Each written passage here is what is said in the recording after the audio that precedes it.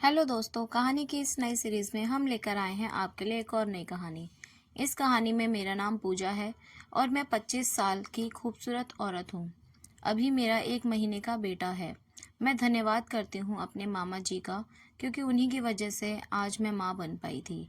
आप सोच रहे होंगे कि ये क्या कह रही हूँ, तो चलिए आज मैं बताती हूँ अपनी कहानी, ताकि आपको पता चले कि मैं कैसे अपने मामा के साथ मिलकर इस बच्चे को जन्म दिया।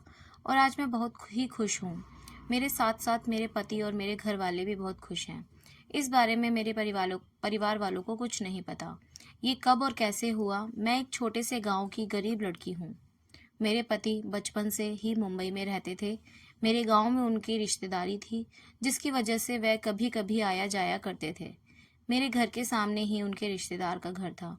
इस वजह हम एक दूसरे को कभी न कभी देखा करते थे और हमारा नैन मटक्का चला रहा, जिसकी वजह से मैं उन्हें प्यार करने लगी और वो भी मुझे चाहने लगे। और उन्हें लेकर मैं बहुत सारे सपने सजाने लगी।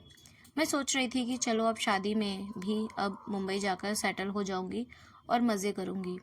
इसीलिए मैंने उनके साथ प्रेम विवाह कर लिया और मुंबई आ गई। पर जब मैं मुंबई आई तो मैं हैरान हो गई, क्योंकि जैसा मेरे पति ने बताया था वैसा कुछ भी नहीं था। वह कह रहा था कि मैं बहुत ज़्यादा कमाता हूँ, मेरे पास खुद का घर है। पर यहाँ आने के बाद पता चला इसके पास तो कुछ भी नहीं था। बस किराए के रूम में रहता था और छोटी मोटी कोई काम करके गुजारा करता था। मैं प्यार में इतनी ज़्यादा अंधी हो गई थी कि मैं सही गलत को पहचान ही नहीं सकी। मेरे घर वाले मुझे समझाते रहे कि तुम इससे शादी नहीं करो, हम इसके बारे में कुछ नहीं जानते, पहले जान जाएंगे इसके बाद शादी होगी। पर मैं उनकी एक ना सुनी और मैं लव मैरिज कर ली। मुझ पर तो मानो प्यार का भूत सवार हो।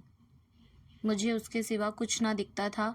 मैं अपने घर वालों को साफ साफ बता दें, वह मुझे जैसा रखेगा मैं रह लूँगी। उसके पास क्या है क्या नहीं मुझे जानने की ज़रूरत नहीं। मैं सोच रही थी कि चलो मैं भी जाकर मुंबई में कुछ काम कर लूँगी और हम दोनों का गुजारा हो जाएगा। जिस तरह बाकी लड़कियां अपनी ज़िंदगी गुजार रही हैं, मैं भी गुजार लूँगी। मुझे लगा था कि ज़िंदगी बहुत आसान है, अपने पति के साथ रहूँगी, खूब ऐश करूँगी। पर ये सब सपनों की बातें होती हैं और ये सच में हकीकत की बातें नहीं होती हैं।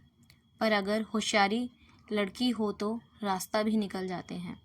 जब मैं मुंबई आ गई अपने पति के साथ 3 साल तक रही। मुझे कोई बच्चा नहीं हुआ। मेरे पास इलाज करने के लिए पैसे नहीं थे। बड़ी मुश्किल से हमारा गुजारा होता था, क्योंकि मेरे पति ज़्यादा पैसे नहीं कमाता था। मेरे एक मामा थे जो मेरे से ज़्यादा बड़े नहीं थे, कुछ ही साल बड़े थे, और वह बहुत धनी थे। उनका खुद का बहुत बड़ा मकान भी है। वह दिल्ली में रहते हैं, तो उनको किसी चीज़ की कमी नहीं है।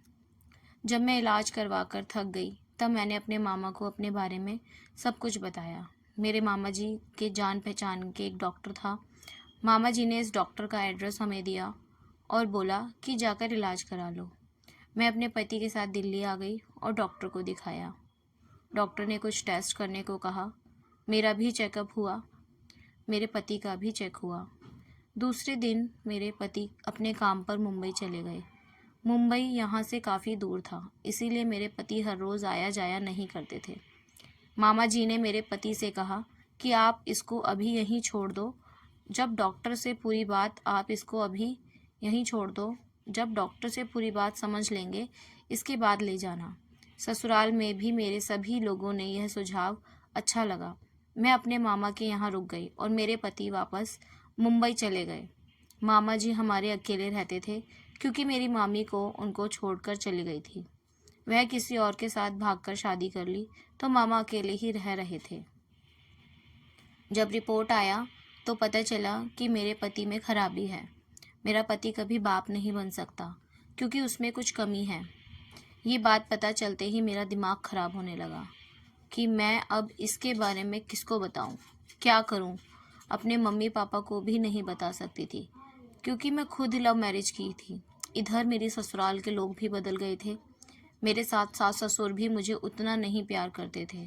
पति मुझे बहुत प्यार करता था, पर वह किस काम का, जब मैं उसके बच्चे की माँ ही नहीं बन सकती।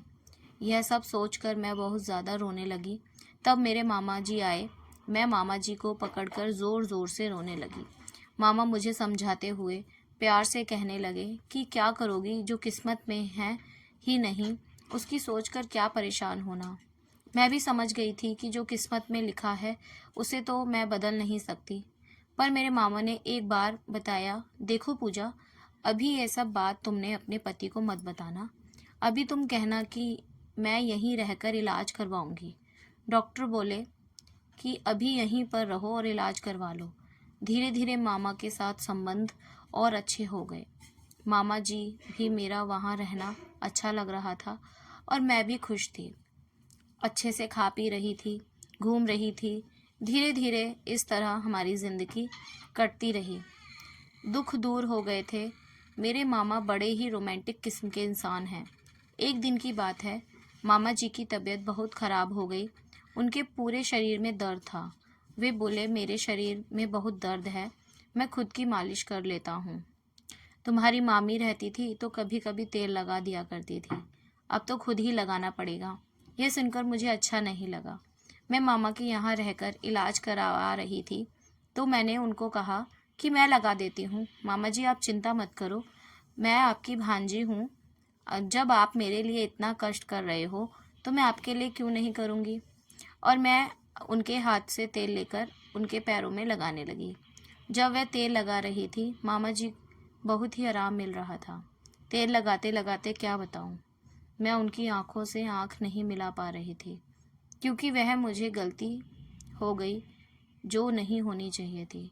अचानक से मामा जी बोले कि पूजा, मैं एक बात बताऊं तुमको, तू माँ नहीं बन सकती है, सिर्फ तुम्हें ही पता है, यानी कि तुम्हारे पति में कमी है। ये बात सिर्फ तुम जानती हो और कोई नहीं जानता। अगर तुम चाहो तो माँ बन सकती हो और ज़िंदगी अच्छे से गुजार सकती हो, क्योंकि तुम्हें पता है कि तुम भागकर मैरिज की हो और अब तुम अपने पति को छोड़कर कहीं भी जा नहीं सकती और तुम दूसरी शादी भी नहीं कर सकती।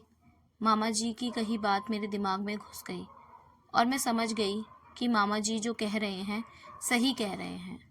तब मैंने ठाना कि मुझे माँ बनना है और मैं मामा जी के और करीब चली गई। अब हमारे बीच वो सब हुआ जो अपने पति के साथ करना चाहती थी। मुझे नहीं पता था मामा जी ने उसे दिन खाने में क्या मिला दिया। मुझे नींद सी चढ़ रही थी। मुझे बिल्कुल भी होश नहीं था कि मेरे साथ क्या हो रहा है। लेकिन जितना मुझे याद है, मैंने मामा जी के साथ क्रिकेट की लंबी लंबी पारियां खेल ली थी। उन्होंने मेरे साथ हर तरीके से क्रिकेट का खेल खेला।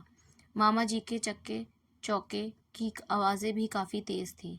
सच बताऊं तो उनके क्रिकेट खेलने की रफ्तार इतनी तेज़ थी कि मेरे पति तो उसके सामने कुछ भी नहीं थे। मुझे भी काफ़ी मज़ा आ रहा था। मैंने भी ज़िंदगी में पहली बार ऐसा मस्त क्रिकेट का खेल खेला था और शायद ही मैं ये ज़िंदगी में दोबारा कभी खेल पाऊँ, क्योंकि मेरे पति की हालत तो आप जानते ही हैं। मैं मामा जी के कर्मों से आज माँ बनी थी। मैं आज बहुत ही खुश थी क्योंकि दुनिया के तानों से बच गई थी। मेरे साथ साथ मेरे पूरे परिवार भी खुश थे, क्योंकि मेरे परिवार वाले यही समझते थे कि ये बच्चा मेरे पति का है। तो दोस्तों, ये कहानी आपको कैसी लगी हमें कमेंट करके ज़रूर बताइए और हमारे चैनल को सब्सक्राइब ज़रूर करें और इस कहानी को अपने दोस्तों के साथ शेयर ज़रूर करें। धन्यवाद।